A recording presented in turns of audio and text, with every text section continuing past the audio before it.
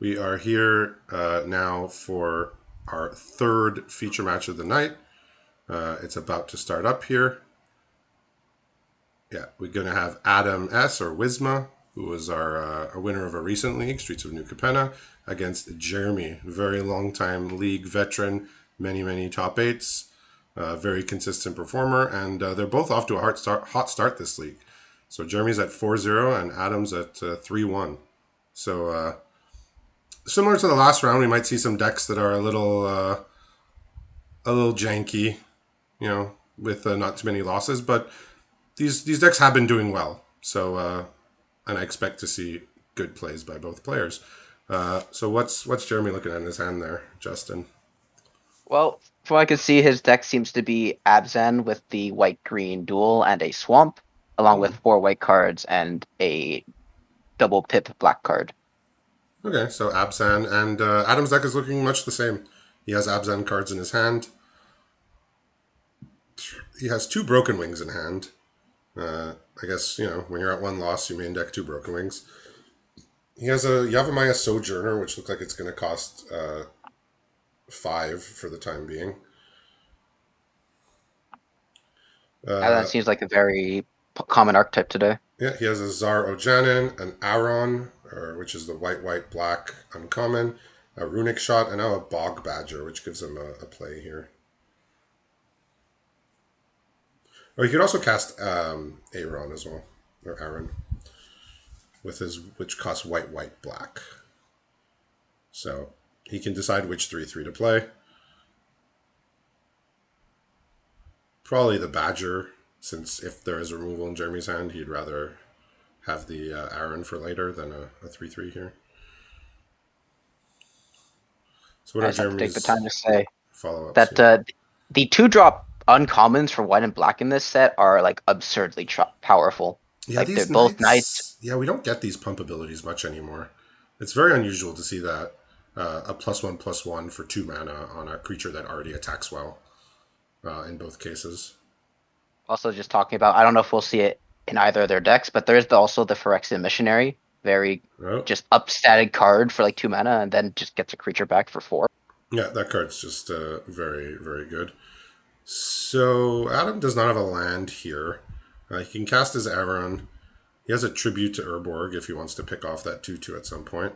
He has a runic shot as well, and two broken wings which have no targets. So he is gonna have to draw lands here to stay in the game. So he's just gonna cast his Aron here. So he has a bunch I of like it. interactive spells that are, you know, two broken wings, a runic shot, a tribute to Urborg, and two 5-drops that he cannot cast yet. So what does Jeremy's next couple turns look like here?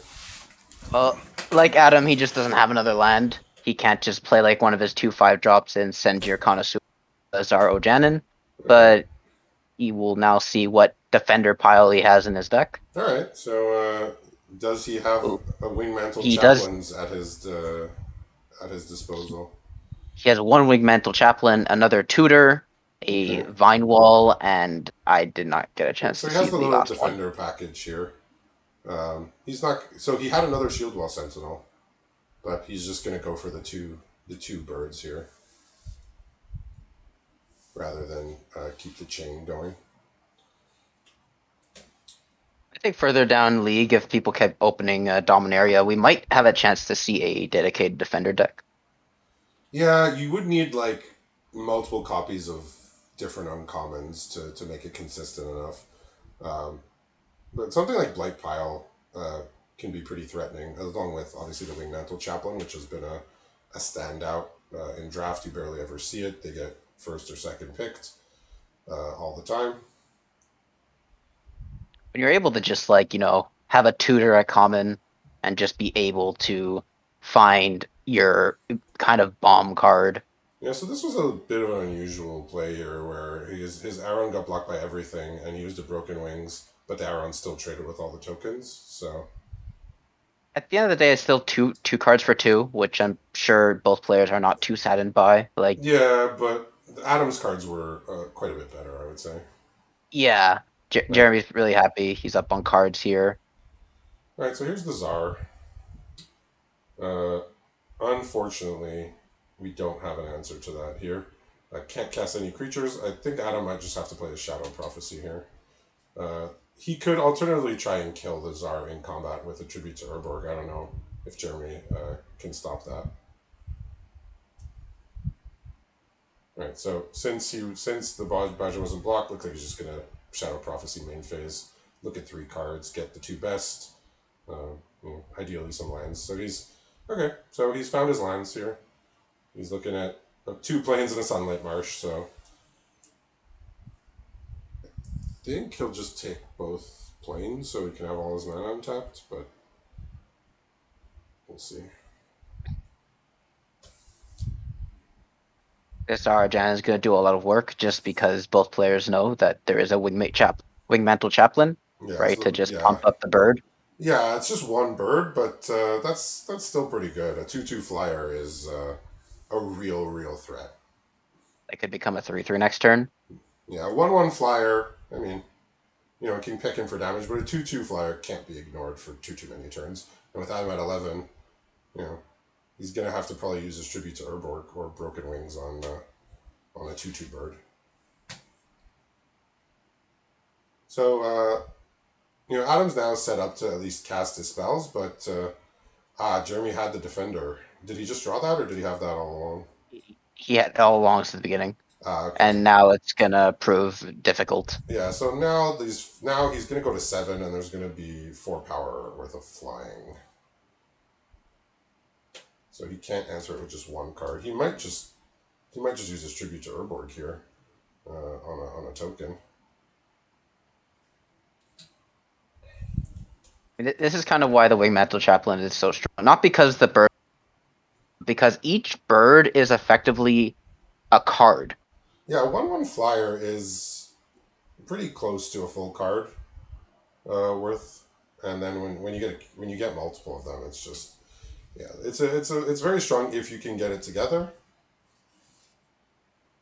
Well, it looks like Jeremy has just enough of these defenders to make it work, to have a little package. So if he wants to continue along that route, he'll probably open Dominaria. But if he's looking for maybe some power spikes or some other type of things that are available elsewhere, uh, he might go there. But if he's looking to continue on this Wingmantle ride, Dominaria can definitely help out with that. Like every tutor, every Shield Wall Sentinel you get is just another Wingmantle Chaplain, Yeah, essentially. it's like all you really need is one wingmantle chaplain. Obviously, you'd like more, but one, with enough tutors just makes it so you always have a consistent game plan. Yeah, at first when I saw the archetype, I said, but it's all at uncommon. There's no actual payoffs at common. There's no common defender that pays you off for having defenders in play. But then they actually put the tutor, so they've actually basically put all the payoffs at common because it finds your payoffs. So they did a really interesting type of thing. The Shield Wall Sentinel is the only other common defender that actually references the defender archetype, but it actually just finds all of them. So now this Vine Wall is making a bird. Uh, I have yet to see a defender deck that would work without the chaplain because mostly the other defenders are just like the payoffs just get killed and that's kind of like the end of it. yeah, you would need the Blight Pile, but even that, if when it gets killed, you need another way to win. So he's gonna have to tribute to Urborg here on the 2/2 bird, and then play one of his 5 drops. Czar. Oh no, he doesn't have the mana. He only has 6 mana. Yeah, that's unfortunate. Always funny to watch the defender deck in action. It's just like you always have like all So these 0 power creatures, and then like your board is massive, but you have like 3 power combined. it is satisfying that you have 8 creatures and you click attack all and only 2 of them attack. That is a fun, satisfying thing to do. Uh, so he's got another tribute to Urborg, but without a blue, it's only going to be. It would be -8 if he did, if he had a blue mana, but Kind of so insane. he has to actually kill this bird in order just to not die. No, because the Sender Connoisseur would actually just get bigger off the bird dying. Oh, in that case, Like the only way to oh, survive would be to like -2 the yeah, he has connoisseur. to attribute to Urborg the connoisseur during Jeremy's attack. Yeah, so he can survive for one turn here. See if he wants to show him the tribute to Urborg. Maybe if he figures, yeah, he figures I don't have anything in my deck that answers it, so I don't show him another tribute. Was there no way to just kill no draw that would kill Jeremy? The thing is, well, he didn't have anything in play. So looking at Jeremy's sideboard, he is just an Abzan deck splashing cards. He is Yeah, so Adam is just Abzan, no splashes. He has a white-blue duel for. He has a stall for time, but it's also just for domain as well. But he's just Abzan. He has tribute to Urborg as well, so that can work with the blue mana. So he's gone about as ungreedy as you can really do here. I mean, he has straight up 3 colors, but he's not splashing for all sorts of blue and red cards here. Notably, he has a Wingmantle Chaplain in his sideboard. I guess he has no other defenders, so I do see that. That stands out in his sideboard, but he doesn't have any of the shield walls or really much of any other defenders. He's looking at Smash to Dust here, even though he's not red. He's mousing over it, but he has no way to cast it. I should correct myself. He is actually more just a white-black deck, Okay. splashing green and blue. He only actively has like 4 green cards. Yeah, well, one of the green cards is Vine Wall, which is a weird splash, but goes with the defender, so can make it work. Yeah, you have like 2 Shield Wall Sentinels just to find it if you really need it, but it's mostly Yeah, just to find he the has a nice little Wingmantle Chaplain. package. Yeah, so Adam's deck looks pretty solid here, like good 2 drops. Rootwalla, Nishoba Brawler, Phyrexian Missionary, Guardian of New Benalia, which is the rare within list. Yes. He has a Liliana of the Veil as well, which I don't know if it's busted in limited, but it's definitely playable. Like, it does have an impact. So he's taking out a Well, Deathbloom Gardener here. Um, just seeing all the tokens makes that a little less appealing, I suppose. Jeremy has taken out a Join Forces in order to put in a Tattered Shade. Yeah, he's also taken out his joined forces as well. I think Jeremy figured that he he's didn't. taking out his other combat trick too, the Battle Rage Blessing. Looks like he's taking out the Faith Bonder. Uh, yeah, so Adam has decided not to go for full greed here because he does have like stuff. He could force a 4-color build here with Airtie Resurrected, Tatiova, but he's gone Abzan. He figured 3 colors is enough.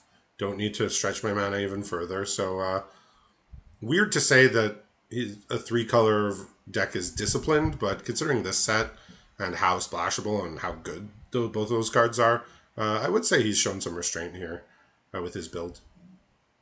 I think a lot of people would throw those cards in for sure.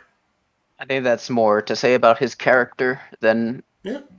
the deck building, because other people would put stuff in just because like that they'd like to go a bit more free, and Yeah, and those don't. cards are very impactful, but mana is a real thing.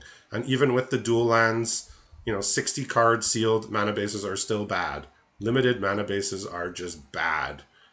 Even, once you get 2, 3 dual lands, they become, you know, average to still below average. So mana bases are real. We saw them come up in other rounds today, that they were an issue.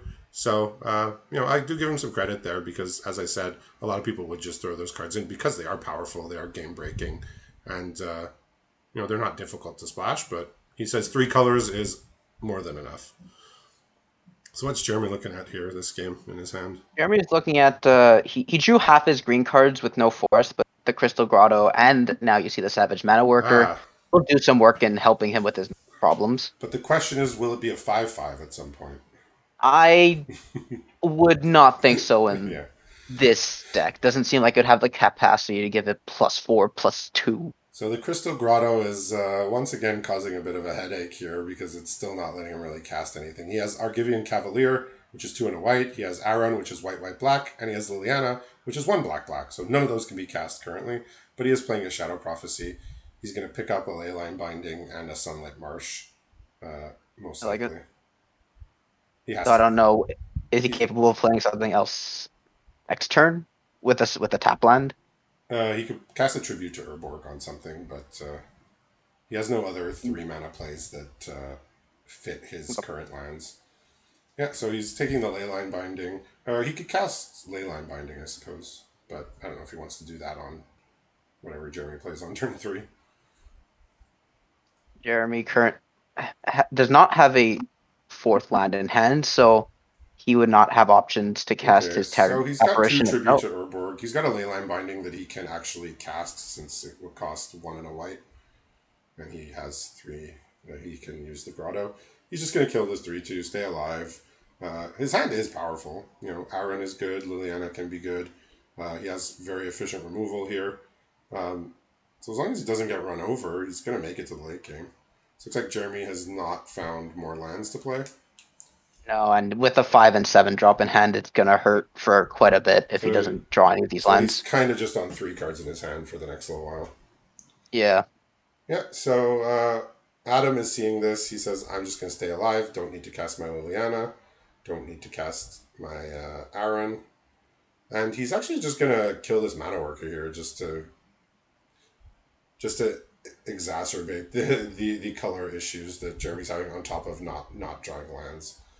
So he's going to try and lock him out of casting things if he can. Well, he drew a land, but it was a tap land. But now he does notably have access to green Okay, without having to spend extra mana. I'll say I'm a little surprised at seeing the Cavalier here instead of Aaron, because you could go Aaron and then play the Cavalier, and then potentially be able to use the Aaron. But the Cavalier is just going to die here. So Adam has a swamp. He was I think he was thinking of holding it for Liliana, but he realized he just needs to play everything. Okay, so Shield Wall Sentinel might be how Jeremy finds his way back into this. Well, he wasn't out of it, but he was on the verge of falling behind.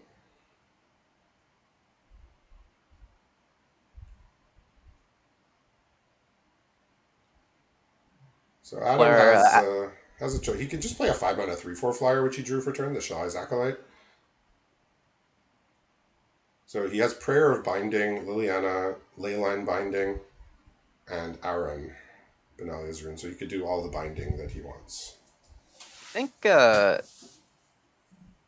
Liana here, just get your enemy's board empty and just have an active planeswalker. Have your opponent try to deal with it. Yeah, it's just most of Adam's cards in hand are actively good. Like I don't think he wants to discard them. And if Jeremy's stuck on mana, discarding things he can't cast, it's not the end of the world for Jeremy. So I think Liliana, like I said, not a great card in limited. If you're black, play it, but its constructed pedigree gives it a little more credit than it deserves, I think, for how good it is in limited. Because it was, I don't know if it's still a staple, but it was a staple for a long time. Jeremy's not drawing lines, but he's gonna make 3 birds next turn. So, I I haven't really looked into standard. I don't know yeah, how Liliana's performing. I just know yeah, that the mono black deck in standard is currently a more aggressive type, so it doesn't really fit yeah. I in can see that. that. So does Jeremy have any removal here for the 3/4 flyer? No, he has Okay. a bite down, but none of his creatures are big. Yeah, bite down with defenders is not doesn't work great with the defenders. It is funny flavor wise. And I guess Liliana is good against a board of defenders. So I think that seeing the Wing Mantle Chaplain makes us you just want to get rid of oh yeah, one less absolutely. bird. Yeah, so like I said, if Jeremy just has dead cards in his hand, the plus is not going to affect him. Where with Adam, his cards are all good. Like he has the 2 binding, Leyline and Prayer Binding, and Aaron. Well, drawing the Death Touch actually means that the bite down could kill the flyer now. Ah, okay, that makes sense. So I think he's So the just thing gonna is, do it right every here. card in Jeremy's hand would be a Yeah, problem if he tries later to bite on. down now, he's gonna get blown out by the leyline binding. So let's see if he feels he absolutely has to do this. Oh, Adam's gonna cast the leyline binding, which means now he's gonna lose his flyer because he acted first. That feels well. He doesn't know he has the bite down, but Mm, I feel like it could have. He might just want to use all his mana for next turn. I think Adam had like on board he has the upper hand, so he didn't have to act here. I think Jeremy had to act first, or you know, he was the one who was more likely to need to have to act first, and now Jeremy gets to kill this flyer. I mean, I can see where Adam's coming from. He wanted to probably empty his hand just like that. He could Liliana and like not affect him. Yeah, so he's gonna play Aaron. He could then just cast his Prayer of Binding and then just plus the Liliana. No, he actually can't cast the Prayer of Binding. He used all his white. That's Maybe he shouldn't have played his planes then, because now he might just not even activate the Liliana. I think he that's figured. I think he figured between Grotto and the rest of his lands, he had enough white, but he actually needed three white. So now the Wing Mantle comes down, and Liliana will die. Liliana. Okay, so Captain's Uh, Calls. Captain Calls is a pretty decent follow up to Aaron. Uh, that might be something he can start doing. He can start attacking with tokens. yeah, that might be the way in. It's just as Liliana's just sitting there at one. He couldn't even plus it last turn, so you know. I don't wanna repeat myself, but not impressive planeswalker. There's some games where it can overperform, but I think the average case use you're seeing just about what you're going to see from it most games. Well, there's not really anything like this set doesn't offer any synergy to like discarding cards besides like maybe Urborg's possession to buy it back later. Yeah, But it there's looks no like like stuff he's from the graveyard Liliana's just mostly. gonna die a quiet death here. The birds are gonna come and well, he only use one bird actually. So Liliana killed a Shield Wall Sentinel and got attacked by a bird once. Do you think it was better to sack a creature there with Aaron or to attack with? Uh, well now he's gonna start sacking. Or well he could Prayer of Binding this terror here. Ward 2? He does have enough mana to do Yeah, so. he has enough. He drew a land as well. Well, it's a tap land. Yeah, so Prayer of Jeremy has Binding's gonna some. come down. So he cannot. Oh yeah, he can activate the Aaron. He might start activating it, but he could also just attack for 5 here, just as easily. Attack everything, get in for 5. I mean, he's throwing away one soldier. Jeremy does have just a bunch of gas in hand. He has like a Tarot Apparition, Defiler of Faith, and a Phyrexian Rager. And Defiler of now we Faith is take the a. white Phyrexian rare. Yeah, yeah. Is the he has no white permanents to play, so he won't be getting So it's soldiers. just a But it's just five a five 5 mana vigilance. that makes your white permanents cheaper Adam in the has a future. land in hand, so he's likely to you know fold to a 5/5 if he doesn't find removal. Because he's just going to go for Phyrexian Rager here. Okay, S- He drew Rona's Vortex, so that's also just straight up removal. okay, he's going to need a total of 5 mana though to kick it because Yeah, he has Crystal Grotto is his only source of blue. So of note. could always just bounce a token. That could be decent, especially with Yeah, the Aaron. I think he just wants to would want to get the Aaron off the board here. Yeah, and Adam's just drawing lands here, so looks like Jeremy's on the verge of taking this over.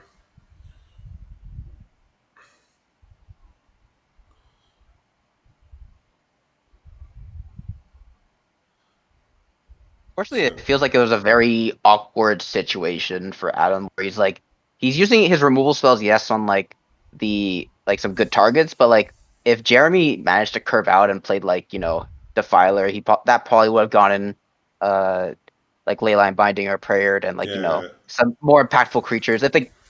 I guess it was just fortunate that yeah, he didn't get too punished for his mana screw. I do think the leyline binding is where it began to unfurl because he had a leyline binding and a prayer binding in hand, Jeremy, as you had stated, had no other removal, so he could have waited. He didn't need to kill the Elas like immediately, and he could have still had a 3/4 flyer in play. Like, imagine him with a 3/4 flyer in play right now. That's like just gigantic. It just means that the birds probably have to chump block one or a few times, or Yeah, it means that he's still mostly ahead on board, or he has the thing that needs to be answered. But now it's the other way around. So yeah, the binding a little hasty, but he did want to get that off the board. But the leyline binding is so cheap, 2 mana. Like you can still do stuff the next turn and hold it up. So birds are going to come in here. Jeremy might play as 5/5. What else? Is there anything else to cast here that's better than a 5/5? uh, I guess if he wants, he could play like Tire Apparition and hold up, take up the shield, Okay, or yeah. Verona's Vortex, but just decides Nah, to go he's for the just he's straight just gonna bigger like creature. Adam has one card in hand. He's top decking. He doesn't have any card advantage on board. He's just gonna play his Uh, 5/5 here. Like Jeremy has even more gas in hand with just after drawing the Herbivore Repossession this turn. Urborg Repossession. Yeah, it's pretty good too. He get back like a Hydromancer and make a copy of Wingmantle Chaplain if he wanted, Or just another 5/5. or another Defiler of Faith. Yeah, he would need an untapped blue to play that anytime soon. decides to just go for more Chaplain value. Makes sense. So Adam's drawn as a heroic charger, probably a couple turns too late. That might have been that might have been enough to get Jeremy very very low, but now with this 5/5 here, Might might it's just not might gonna just need to it's do. just not gonna Might just do. need to do it. Yeah, but I mean, even an attack all isn't very good. Yeah, this heroic charge about 2 or 3 turns ago might have been enough, but now that his board has been mostly decimated, he is just going to throw everything here. He knows he needs a miracle here. Okay, so he's going to get this defiler off the board at the very least, Get and the he's Filer, he's the actually gonna he's actually Chaplain. going to eat both of the.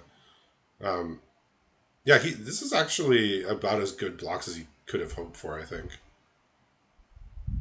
Yeah, the Herbivore Repossession's gone. He got back only a Shield Sentinel, back like a below average creature at this And point. he's going to deal a couple points of trample here, or I think one. Oh, it Three. does. He does. Yeah, he gets 3 points of trample here. I believe this is the first time I've ever seen this thing kicked, because usually Yeah. the +2/+1 is enough to win the game Yeah. by Well. itself. Yeah. That was about as good blocks as he could have hoped for. So, um, Germany could have been a bit more greedy there and put the 5/5 on the 2/2, and just take in the Aron and block the 3, block the other 2/2, and he still would have had a 5/5. But he went for like the logical blocks. He figured it was an attack of desperation, and Adam. Wait, I mean, for that exchange, I think Adam's happy. But as far as the general state of the game, uh, you know, he needs to I draw mean, out of this. I think Jeremy's fine with the Yeah, outcome. He's like has so many cards ahead yeah, right now, absolutely. and it's just like Yeah, he's like I just trying to find mentioned, a way to close. 2 3 turns earlier, that heroic charge could have broken the game open, but his board had been whittled down too much. Oh, let's Yeah, talk about how good Heroic Charge is actually just in this format. yeah, this is one of the better formats for it. The white red, the white black decks primarily are the go wide decks. Uh, this is the first time this has been good in a very long time. Usually that effect is not desired, or you know your last 23rd card. But When is like this is how you beat the domain decks that play 2 big green creatures that you can attack through. You make 7 tokens and pump them all. Yeah, yeah. when is the last time Heroic Charge was at common? Because I know we had like an uncommon version of it in like Midnight Hunt, but like Plus two was plus there a one for 4 mana. yeah. Not sure when the last time it was. I know the last time it was good was like Kaladesh. It was quite good, and that was a number of years ago. But it shows up every now and then. So the reason why we're discussing this is because Adam has 3 lands in hand, so doesn't much matter what's going on the other side. Okay, he's got a stall for time here, so he can draw a card, set these apparitions, stun them for a turn. Uh, but ultimately, he's going to need more than that. Jeremy's just looking. He has to take up the shield to save anything that gets killed. He has Arona's Vortex for any problematic creature that comes into play. He has Captain's Call if he like opponent just plays a big like flyer, just go wide and attack through that. Yeah. He's kind of just set up on basically every angle except for like a board wipe. And now he just drew stall for time, just in case. Okay. Well. Yeah. So the stall for time will lock down these apparitions for one combat Well, it or will two do combat. exactly what the card says it does. Yeah. It's It gonna. It's gonna. stalls for time. Yeah. This card, it looked pretty neat. It looked pretty okay.